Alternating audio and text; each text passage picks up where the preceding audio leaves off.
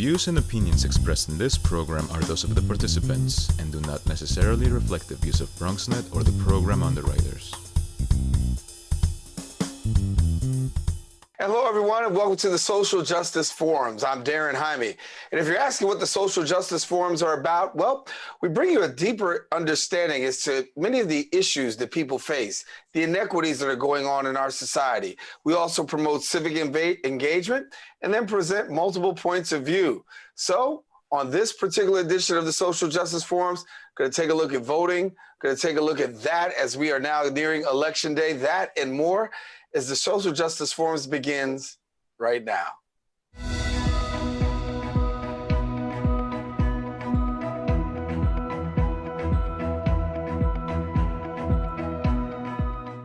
And welcome back, and we are glad to have you on the Social Justice Forums.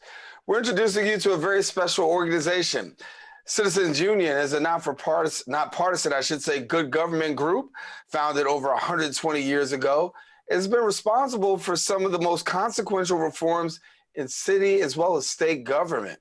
And although in January of 2019, the state legislature passed a package of reforms, including early voting, consolidating federal and local primaries, same-day voter registration, and no excuse absentee voting, as well as pre-registration for 16 and 17-year-olds, the reforms have actually boosted turnout in other states, and I should say voter turnout in other states across the country, as well as here, possibly in New York. Joining us to share a little bit more about this and then some more is the Executive Director of Citizens Union, Betsy Gotbaum, and then also Director of ElectNYC, Eleanor Randolph. And both of you, thank you so much for being with us. Thank you. Thank you for having us. And I got to say, our interview comes at a good time as we are now in the midst of election season, early voting going on. I'll just drop it out here to start off with, from what we know so far up to date, what can you tell us about early voting and how we're voting here in New York City? Well, let me just start off by saying thank you very much for having us. Citizens Union has been fighting for a long time about election reform, and the most important package that passed was the early voting package. And what I can tell you is that in the Bronx, 30,000 people have voted early as of Saturday. And that's pretty good. That's a pretty good number. And we're urging people to vote early if they can. We think that it'll be less congestion, so to speak. And it'll be a little bit easier for people to vote early if they vote, say, during the week. But the reforms that we have been advocating for, early voting is probably the most important that passed.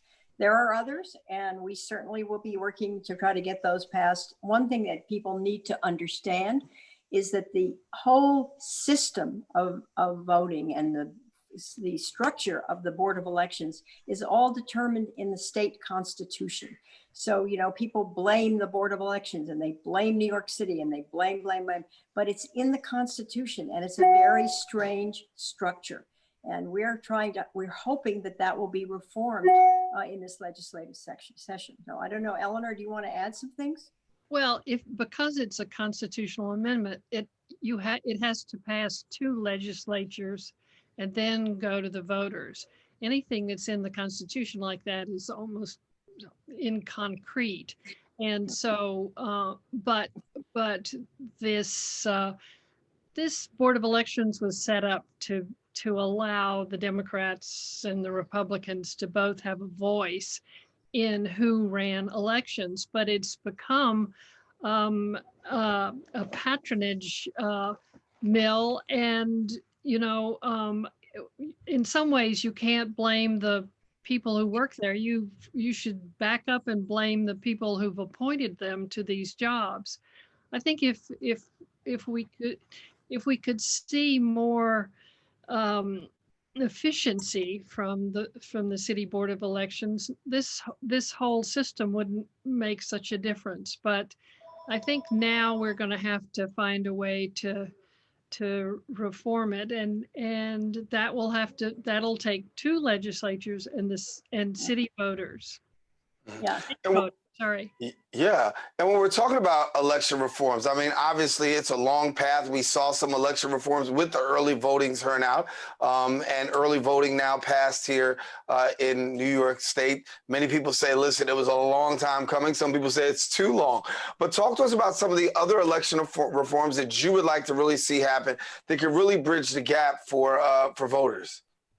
Well, first of all, I think the whole structure, frankly, of the Board of Elections, where everything in the New York City Board of Elections, they have to go to the state to get permission to do certain things, that should be changed. That is an overall general reform that we are going to advocate for and fight for.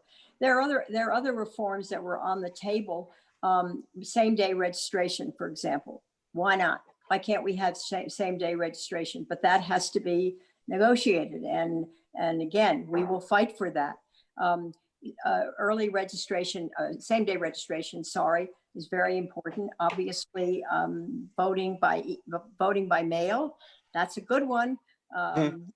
And we hope that will get better as we reform the system itself. But you have to understand that this last vote, the Board of Elections in New York City was completely overwhelmed by the numbers. They didn't expect the numbers, and the pandemic made the numbers even greater because people didn't want to go to the polling place. So they all asked for absentee ballots. And that's what got the system all messed up. So there are all these reforms that I think can start to happen if we get this fundamental change about how the structure of the Board of Elections. And that has to be done. It has to be done. So Betsy, could you give us a little bit more information as to how the Citizen Union actually operates?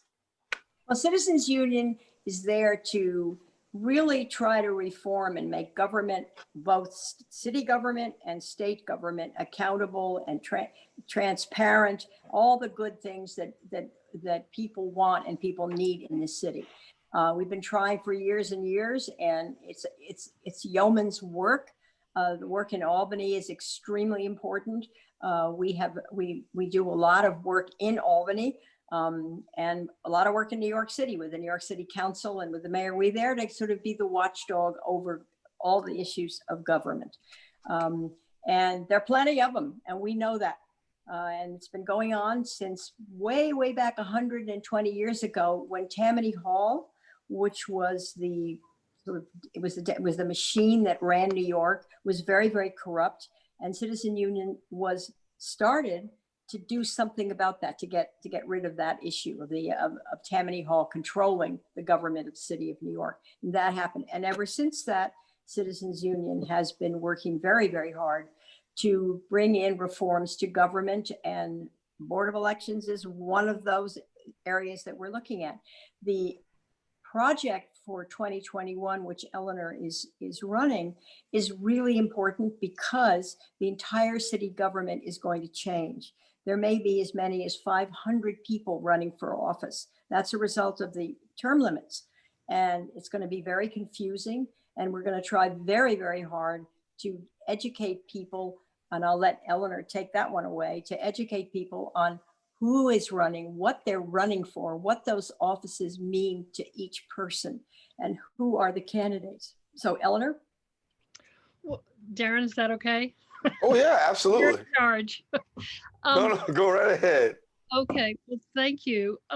So Betsy and I started talking almost a year ago about this election in 2021. It's just going to be an almost complete overhaul of the city government, and the people who are elected will probably be there for at least 8 years, and that's going to have a big impact on how New York City operates. And so we set up this ElectNYC to be an educational project. We will not endorse candidates. And of course, ranked choice voting will be another complication next year. And so voters are going to be asked to rank their choices 1 through 5. And so we're not going to tell them how to rank their their choices, and we're not going to endorse people. But what we're going to try to do is give legitimate, straight, unbiased news about the districts, the candidates, the issues, and also give people some idea of what is important about the job that these candidates are running for. I mean, you know, the comptroller, for example, I mean, has this incredibly complex job, and it affects almost every dollar that comes through the New York City coffers, almost $300 billion a year, if you can imagine. So, I mean, there are, and what can the city council do? Can a city council person stop a development, for example, or make sure that a hospital accepts all patients, that kind of thing. So we're gonna try to lay out what's at stake, really, and give as much information to people as possible. We're going to do it with a website. We're going to do it I'm hoping we can hand out palm cards. One of our colleagues, Rachel Bloom, is going to set up video debates or something close to debates in areas where you haven't seen very much of that. And they were trying to fill a gap in a time when there's just going to be election overload for everybody. Yeah. I want to go back to Betsy for a moment. Betsy, of course, you're a former politician yourself, New York City public advocate, served in New York City. And so you're very familiar with this whole process. But we talk about getting ready for November, which is right around the corner. But the truth is that June, as Eleanor said, has some very significant consequences. Talk to me about June and the importance of June. And as we're getting ready for, you know, what we're doing in November, the importance of New Yorkers really getting ready for June. Well, the issue in June is going to be to get as many people to vote as possible, because the last few mayoral elections, very few people have voted. And this program is really going to try to go to those areas where they're hard to reach, that people don't all have access to the kind of information that they used to, that a lot of the newspapers aren't there anymore, and they're not dealing with this kind of thing. So we're going to try very hard to be as available and as accessible to as many people as possible. And Eleanor said, we'd love to have palm cards. We sure would love to have palm cards. We'd love to be able to visit people in the community-based organizations. I have a very clear idea about New York City Housing Authority, how important they are, and how we've got to get our information into the New York City Housing Authority. Those people, they have a big stake in what will be happening in New York City, and we want them to have as much information as possible. We're going to try to make it as easy as possible. Now, listen, we got to get people out to vote, and it's going to be complicated. And the whole idea of ranked choice voting, where that's a new system of voting. All I have to say about that is you get 5 choices. You don't have to have 5 choices, but you can choose 5 people you want for each municipal election. That's going to be a complicated issue that we're going to be explaining. I think that this November, what I'm heartened by is the large number of people who have voted early. I mean, it's quite amazing. That's a new one, and it's a new thing in New York City, and people have responded to it. So I'm very, very pleased about that, Daren. And I think the Bronx has come through very well. There are 30,000 people have voted in the Bronx. Keep coming, Bronxites. We want you out there all this week, and because your vote must be counted. So that's yeah. And I think when you talk about the vote counting, everybody wants to make sure that their actual voice, their vote is counted and their voice is heard. And there's a lot of work that's going on in terms of making sure that people are actually getting out to the polls, making sure that people are getting this information out. What are some of the biggest challenges that you find that you're facing right now amidst this election, amidst this election season? Because honestly, we know that more people will honestly turn out for a presidential election than local elections. The presidential election is always going to bring people out, but it's really incumbent upon us to really do a great job of making sure that people get out in the other elections, which are just as more meaningful. And the old saying, all politics is local. Well, that's right. And by the way, we're going to count on you all, the media, the outlets that are there to help us get this information out. That's one thing we're going to do. As I said, we're going to be working very hard with the local community-based organizations to have them help us get the information out. We're going to use every vehicle we can, social media. Again, the big problem, I think, is that there are some places that are just inaccessible. It's very hard to get to them.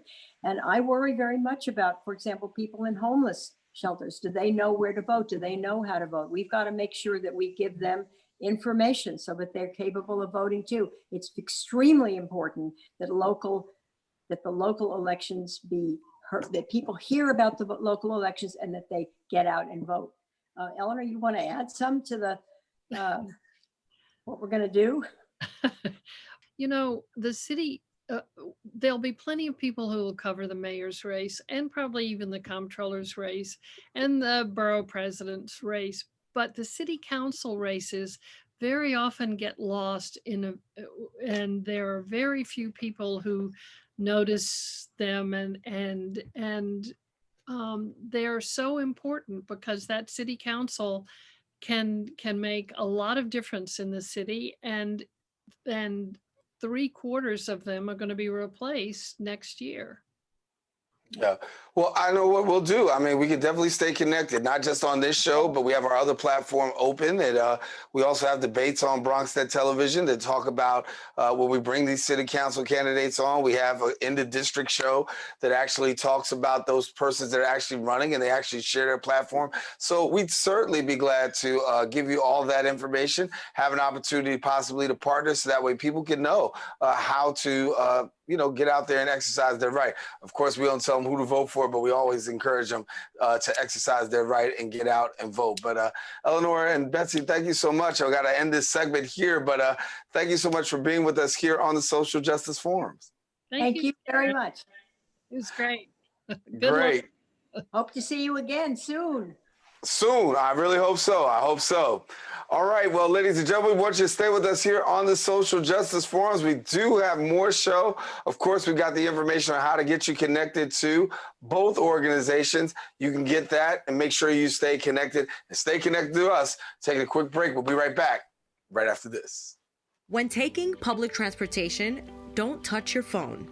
Carry hand sanitizer and use it immediately upon leaving the bus or train. Avoid touching your face. If someone is coughing or sneezing, move away. Wash your hands with soap and water as soon as possible. Limit contact with poles. If possible, avoid rush hour. Don't eat or drink on public transportation. Keep your bag off the floor or other surfaces.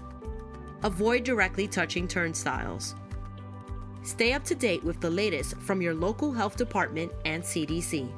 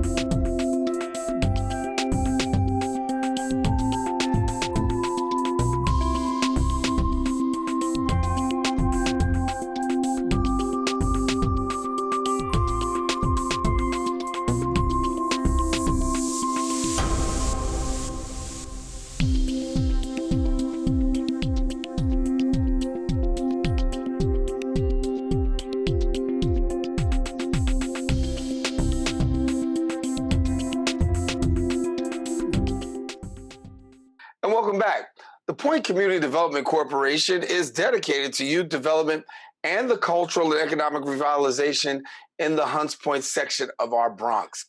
The Point CDC is a multifaceted approach to asset-based community development. Its programming falls within three basic headings, all aimed at the comprehensive revitalization of the Hunts Point community. First, youth development. Second, arts and culture. And third, community development. And through justice-based arts service learning activities, the community-based program, and also supporting the academic, pre-professional, and positive social development of young people, they engage people as leaders in sustainable community development.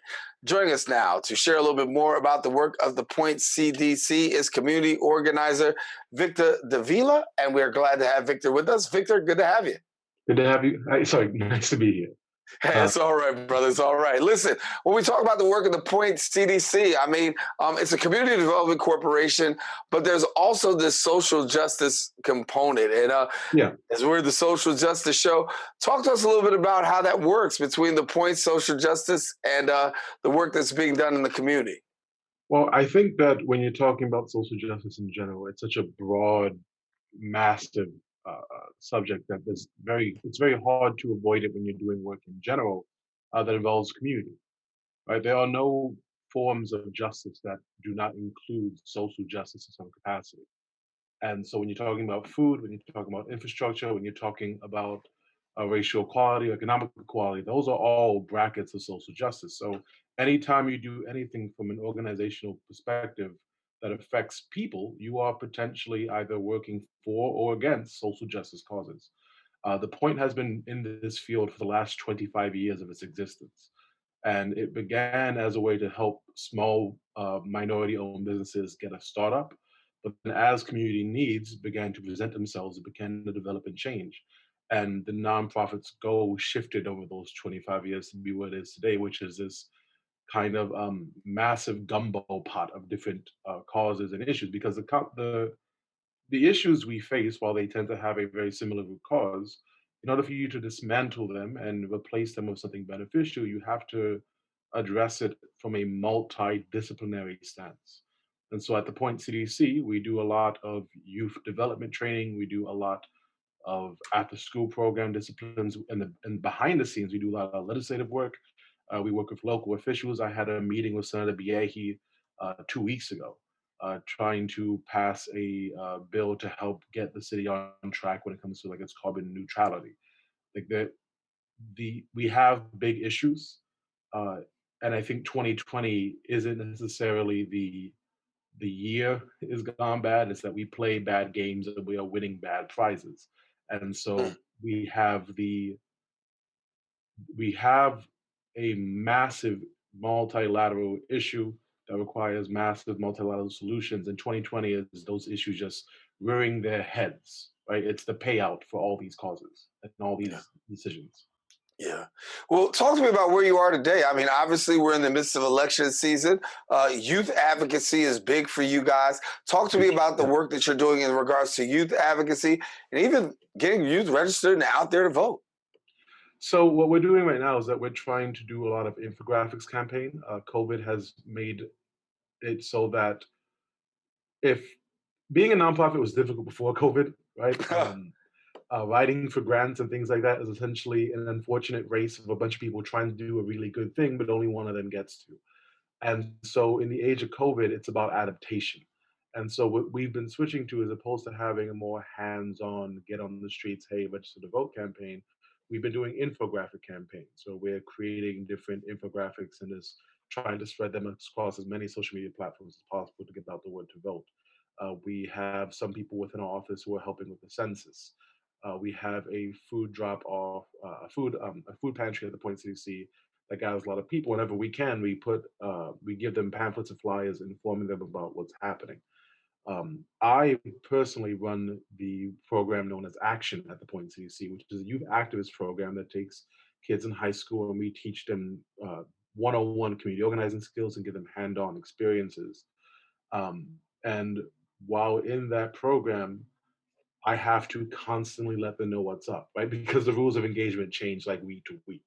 Right, half my job is just watching the news and being able to make it so that it's digestible to youth because they need to know what's happening because then they can inform their families. But I'm we're looking, as most 501c3s that receive potential like federal funding, we cannot endorse any particular candidate, but we can endorse policies. And being a social justice platform, we want to make sure that we are pushing for and working with people who state, hey, these things that you value, these things that your community needs, we're going to vouch for this. And if you're not going to vouch for these community values, then we have no reason to support any of your legislation, right, on an individual basis. And so from a youth side, it's all about information, infographics, learning, and like making sure that we have classes that are teaching a comprehensive view of what government functionality is. And then from the legislative side, when we're doing these background things, not in front of the youth, just like working with like city council members, things along those lines. What we're doing right now is really just trying to build alliances, right? When you're dealing with administrative people who don't necessarily have your community's best interests at heart, you need to essentially treat it like war games. And you have to make sure that you are attacking at every possible front, right? You're creating infographics. You are getting kids out there to protest. You are involving yourself in protests. You're organizing protests, but you're also fighting legislatively, right? You're pushing for different legislation. You're creating campaigns by working with news networks to expose certain conversations that would not make someone look particularly good because they're not very good, right? You're exposing information. You are voting. You are doing everything you can because the opposition has more money than you. And while you have the backing of truth and reality on your side, which is a very strong and powerful thing to have, you need to make sure that when you're going up against an opponent who has your worst interests at heart and a lot more resources than you, that you stretch them thin, right? Every avenue and opportunity that you can see to input yourself and take a stance against, you must, whether that's private or public, you have to, because it's how you make sure that they cannot function appropriately. It takes a lot of resources to keep people down, right? It takes a lot of money to keep people down. And that is ultimately the thing's ultimate weakness, right? It's a cliche thing to say, like, the bigger they are, the harder they fall, but that's exactly what the case is, right? We're dealing with top heavy enemies. You just got to get them at the knees. And when we talk about our young people, let's go a little bit more in depth. When you look at Black Lives Matter, you look at a lot of the social justice causes that are out there right now, they're predominantly being led by young people who are at the forefront. So to get a young person involved, to get a young person engaged is very key and very critical. Yeah. I know that you spend a lot of time connecting with them. I know you spend a lot of time really dealing with them in terms of bringing them up to speed with the issues. Talk to me a little bit more about the youth receptivity in terms of these issues, because you'll have an argument by some people like, oh, youth are not engaged, they're not politically and socially woke or conscious. But the truth is that is far from the truth. Yeah, I think the only time youth are not engaged in politics is when you don't allow them to be, right? There's no demographic that wants to prove their independence and their capacity more than young people, because they are so used to being ignored. Like I work with teens on a regular basis, and every new batch of teens I get, I'm kind of blown away. But like, damn, I was not nearly this functional at this age, and you guys are coming here with the best of intentions. It's a thing where um, I don't frequently quote European kings, but Napoleon Bonaparte once said that if you want to know who a person is, look at who they were when they were 20. Right? Right now, we are dealing with one of the most climatic moments in recent generations, right? The United States has not seen this precarious of a moment since what was probably leading up to the First Civil War, right? It's a thing where if we do not have all hands on deck, we are not going to be able to make the appropriate changes to survive into the future. And the youth are not unaware of that, right? They feel those impacts first. They feel those impacts and they have elastic enough minds to know how to respond to those impacts, right? COVID has shifted the needle by a lot, because it was almost kind of the last straw that broke the camel's back. It's a thing that we are all experiencing. It is a reality that we all have to live in, and that connectivity helps connect to other things, right? Like COVID would not be as big of a problem if the CDC had been gutted beforehand, and if certain top scientists had been listened to. And that's also being exacerbated by climate change, because the warmer it is outside, the longer a lifespan you have for like people traveling. And people traveling means that disease spreads. Like these are all interconnected issues. And youth are the exact kind of demographic that have the mindset to connect those things, right? Older generations, and I'll include myself in that, although I'm sure that people would disagree to some capacity. Um, it's a bit more rigid, right? It's not to say that it doesn't mean that people who are not the youth can't understand and connect to issues and understand the gravity of them in an accurate way. But it's to say it requires a lot more work, right? Because we're a little more set in our ways. We have to actually get over ourselves before we can take action. Whereas the young person, they are still learning who they are. And a part of who they are right now is this climate. And they are ready to respond to that climate. Like it's very easy to get youth engaged because they are fully aware of the stakes, right? Their future is at risk, right? The future I would have had is already happening, right? Like the older and older you get, the less stake you have in the now, right? There are individuals within our political system who definitely could not give less of a damn simply because they're not going to be around to have to reap those negative returns. And that's why throughout history, change has been built off the backs of youth. And it's really annoying when I hear people talk about how youth are not engaged or how youth are not involved or how youth don't care. If you don't think youth don't care, it's because you're not creating spaces that allow them to care the way they can. Yeah. Well, let me bring this point about getting connected, right? If you got a young person out there that wants to be connected, or maybe a parent that says, listen, this is a great opportunity for my young person to become engaged in a positive activity. Point CDC, of course, a great place for learning and growing and also having recreational activity. Talk to us about how they can get connected, especially amidst COVID-19. Yeah. So we've actually started to do online virtual programs right now. So the Point CDC has I've been talking a lot about like its legislative side and activism side, but you have to make sure that your home front's protected, right? And part of by doing that is that the reason you fight, the reason you do all this activist work is because there's something to protect. Like arts and culture is what you're fighting for. And so we want to provide spaces for art and culture. So at the Point CDC, if you go to our website at thepointcdc.org, you can sign up for different online classes. We have virtual art classes for visual arts where you can, like, for a very small fee, just get a package of art supplies delivered to you so that your kid can start learning at home after school. Right? We have circus programs for kids at the Point CDC, photography programs for kids at the Point CDC, music programs taught by a award-winning opera singer at the Point CDC. Right? These are all things that we are trying to make as affordable as possible. Because we want to make sure that this moment isn't disrupting development, right? This is an important time to make sure your kids are still engaging with other people, right? Social learning is important, right? It's how we learn to care about each other and how we learn to relate to each other. And so even if it's online, it's an important thing to make sure your kids are in a space where they are gaining something out of this moment as opposed to losing opportunities, right? We want to make sure that kids leave COVID, this entire timeline, with more skills than they came into it. And the classes we offer are there to help encourage that.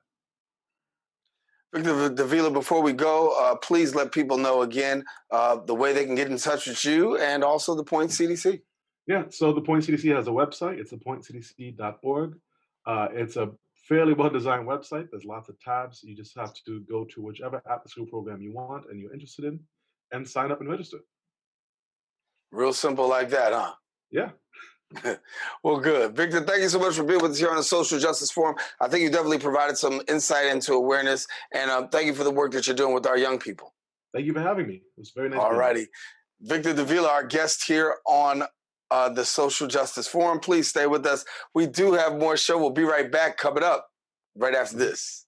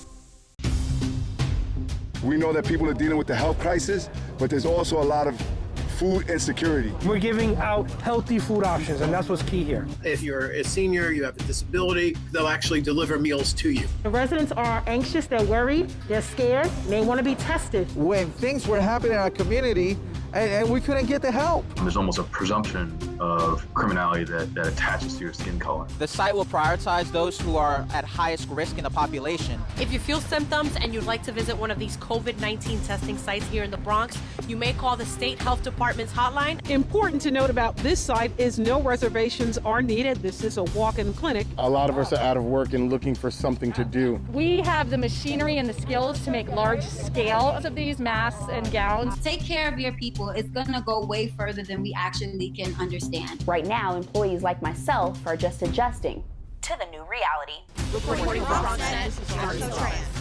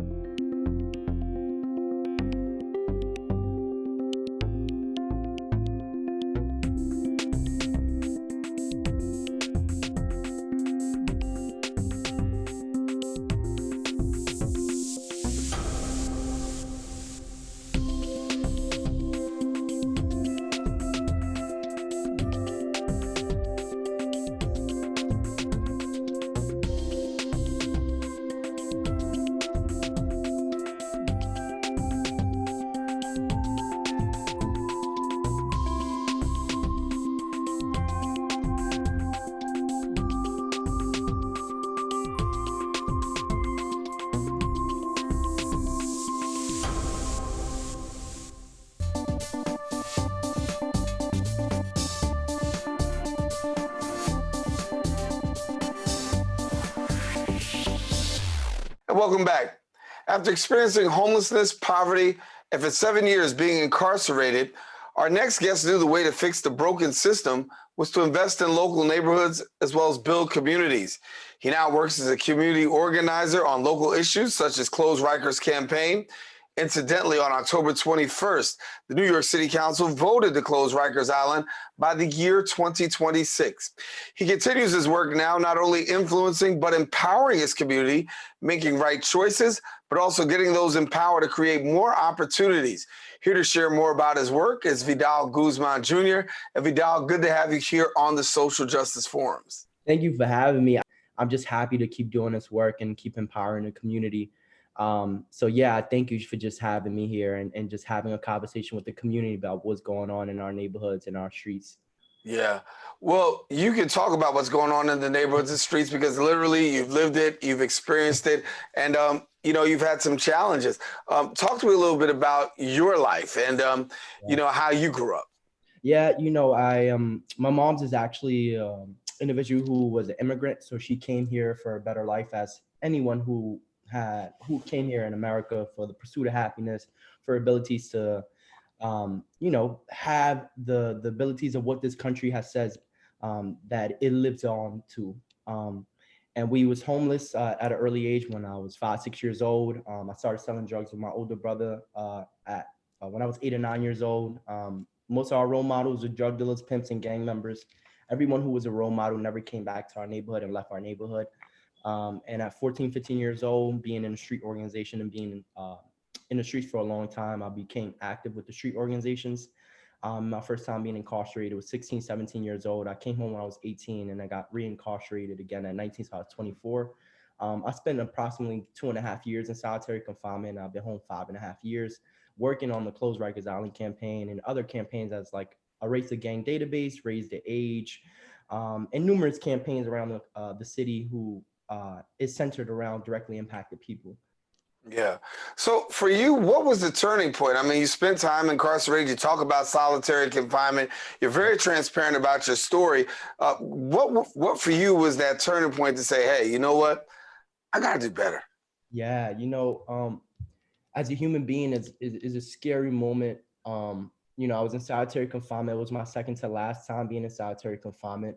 And individuals who was incarcerated was people who I was around who had 25 to life, who had no possibilities to be paroled. But these was the individuals who created the conversation, how to return people back to society. So these individuals was the people who became my role models and educated me and empowered me to say, if you're going back to the community, never give up.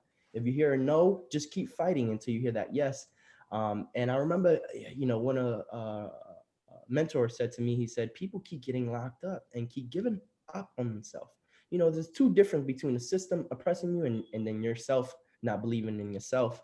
And I think for me, when I landed in solitary confinement my second to last time, I had someone right next to me who was in solitary confinement, who was 18 years old, facing life. And we had, not doing time with no possibility to be paroled, was 18 years old. And then someone right next to me, next door in solitary confinement, was around 67 years old and spent majority of their time incarcerated. And I had to think for myself, it's like, where do I want to go? What is my life?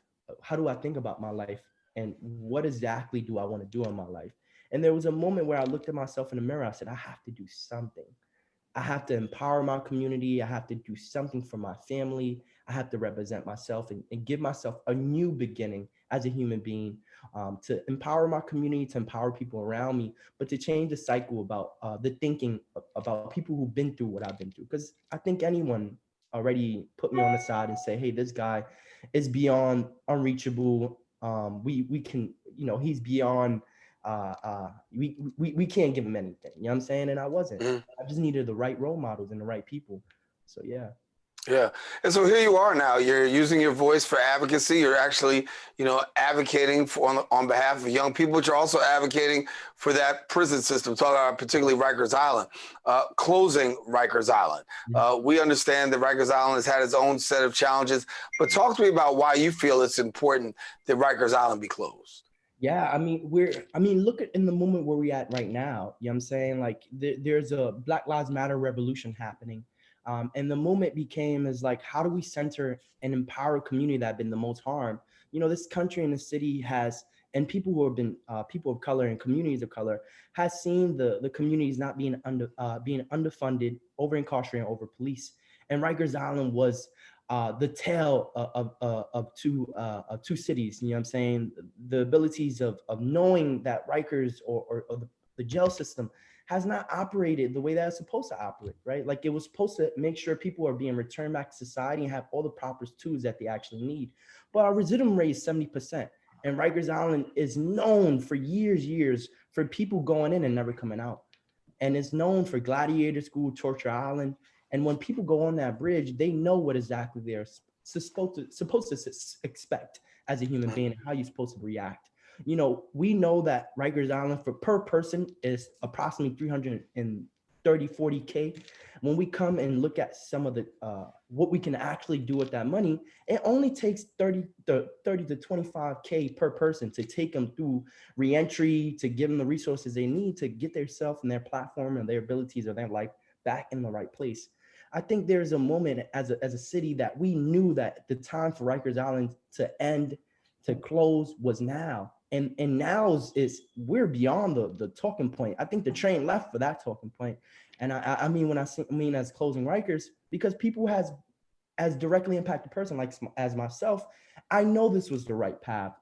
Having the city close Rikers Island, going to 12 to 4 jails, and improving conditions for anyone who's remanded, because we know violence is not going to happen. It's not going to end tomorrow. We have to keep investing in communities that have been the most harmed, especially the 8 communities that are filling our jail system up, that are the most impacted by police, or the communities that have been overseen around has not been invested in. So yeah. Mm-hmm.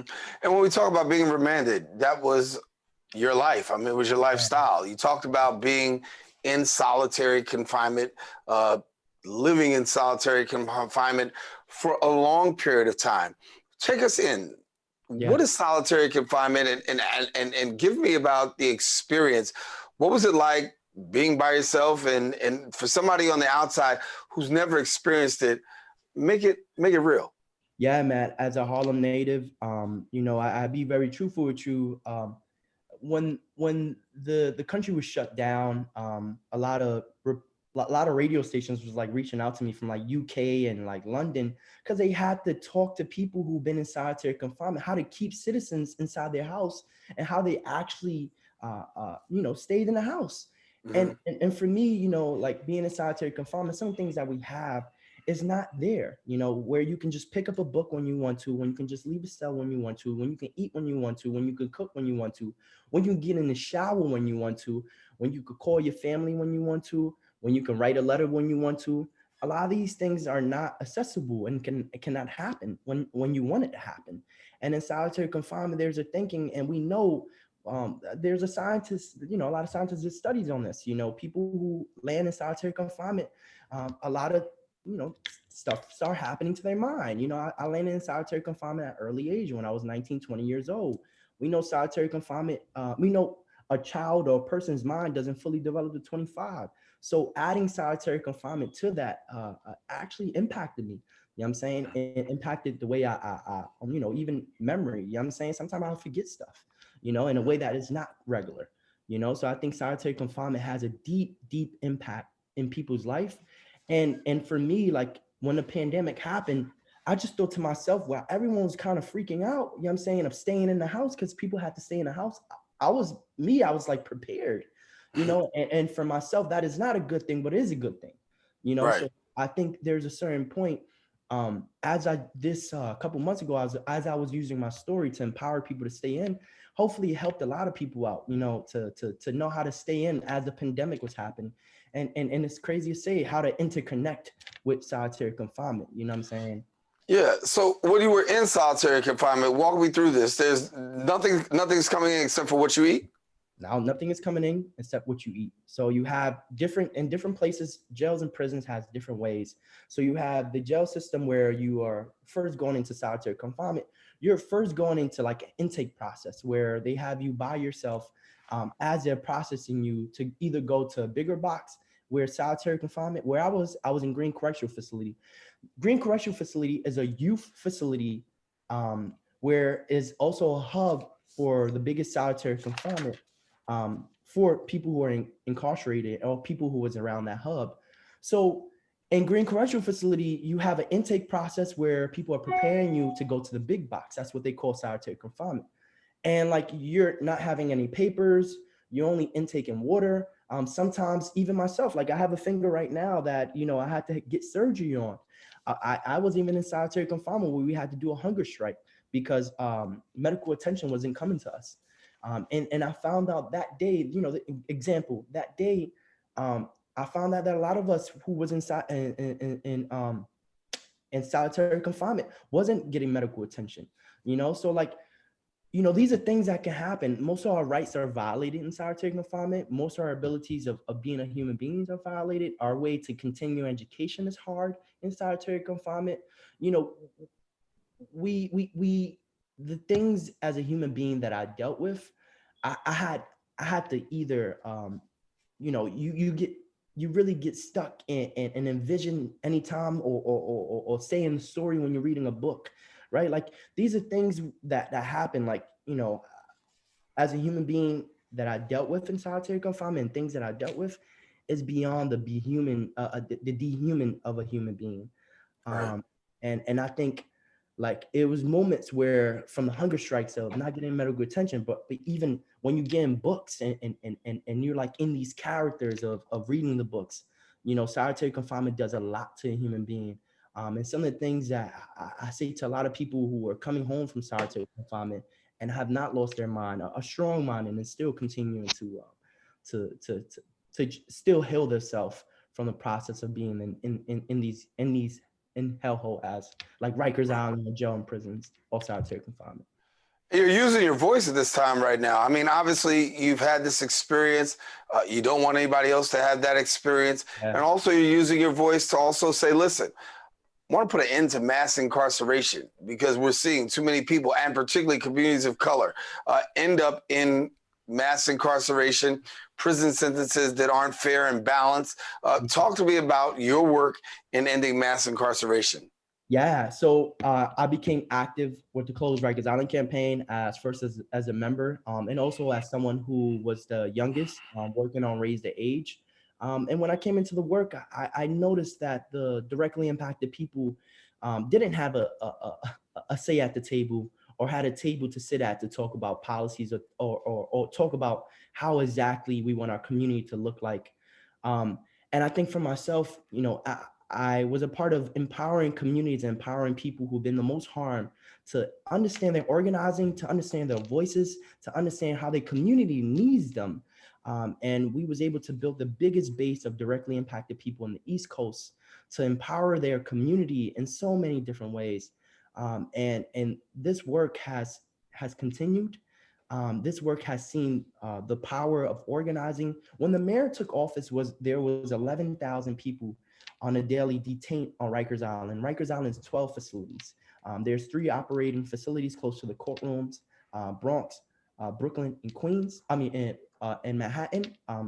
But like these, to see where we at right now, we are approximately less than 4,000 people detained from where the campaign started 4 years ago. That's a big accomplishment. We are the biggest city with the less people incarcerated. We are as low as like World War II or World War I. Let me correct that. Yeah.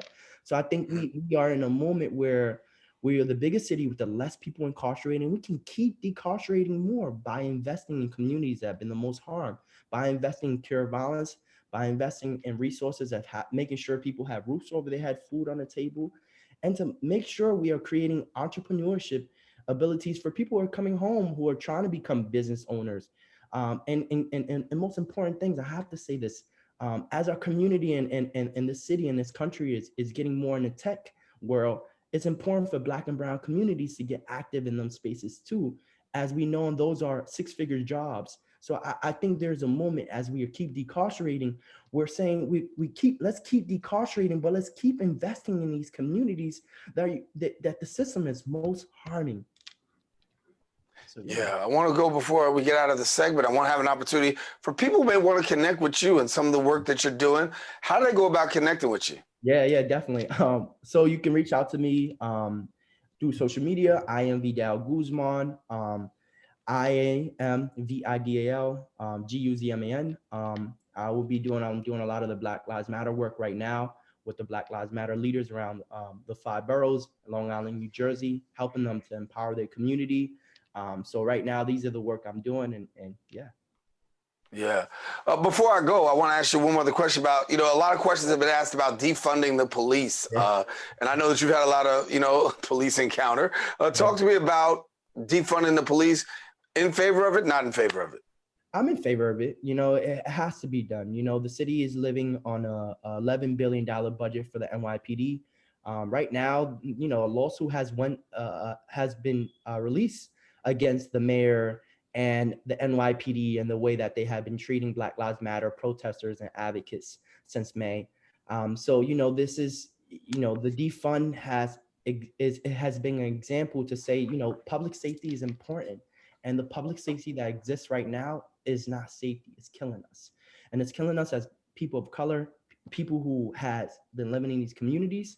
And the defund is to invest in communities that have been the most impacted. Imagine how the budget would look like if more investments go into communities that have been the most harassed by police brutality, that have been the most underfunded and over incarcerated. You know, this is something that this is not a imagination thinking. This is something that's happening. We can see a world where we are more resourced and people are getting getting the help that they actually need. That's what I believe. I believe in a world where actually kids get to walk down the street and not worry about police officers harassing them. I get to see a community that gets all the help they actually need. This is not imagination thinking. This is a reality, and we're seeing that as a collective and as an advocate. So. Well, Vidal, I want to take time to say congratulations for the great, turnaround and how you're working now to bless the community and those who are actually a part of it. Great having a conversation with you. Got to bring you back so you can come in and share again. Thank you. I appreciate you. Enjoy your rest of your day. All righty, Vidal, thank you so much for being with us.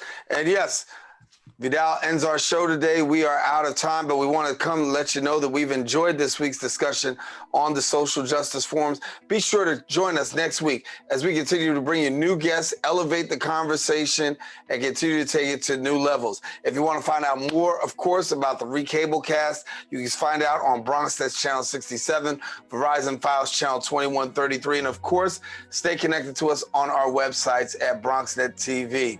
Listen, we hope that you'll join us next week on another edition of Social Justice Forums, where we will elevate and encourage you to participate. Take care.